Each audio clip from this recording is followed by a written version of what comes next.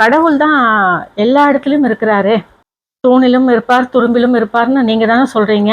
அப்படி இருக்கும்பொழுது நாம் எதுக்கு கோவிலுக்கு போகணும், நாம் எதுக்கு தான தர்மங்கள் பண்ணணும், நம்மளுடைய வேலைகளையெல்லாம் கெடுத்துக்கிட்டு தொலைவில் இருக்கக்கூடிய ஆலயங்களுக்கெல்லாம் நாம் ஏன் போகணும், நம்ம வீட்டில் இருந்தபடியே நம்மளுடைய பூஜைகளை பண்ணலாமே, வீட்டில் இருந்தபடியே சுவாமி தரிசனம் பண்ணலாமே அப்படின்னு கேட்டாங்களாம்.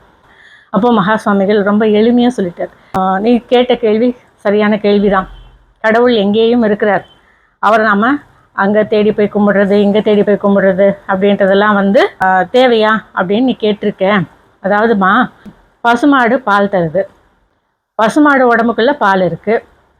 அதனால் அந்த பாலை நாம் கறக்கணும் அப்படின்னு சொன்னால் மடியை பிடிச்சி தானே நாம் கறக்கிறோம். பசுமாடுகிட்ட பால் இருக்குன்றதுக்காக கொம்பை பிடிச்சி கறக்கிறோமா இல்லை வாழை பிடிச்சி கறக்கிறோமா?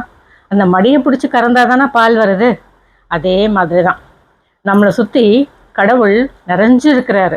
ஆனாலும் நம்முடைய எண்ணம் ஒன்றுபடணும் அப்படின்னு சொன்னாலோ இல்லை கருவறையில் இருக்கக்கூடிய சுவாமியை நம்மளுடைய மனசுக்குள்ளே கொண்டு வந்து மனசுக்குள்ளே இருக்கக்கூடிய சுவாமியை நம்ம பூஜை அறையில் நிலைநிறுத்துறதுக்கு கண்டிப்பாக கோவிலுக்கு போயே ஆகணும் அப்படின்னு சுவாமி எளிமையாக பதில் சொன்னாராம்.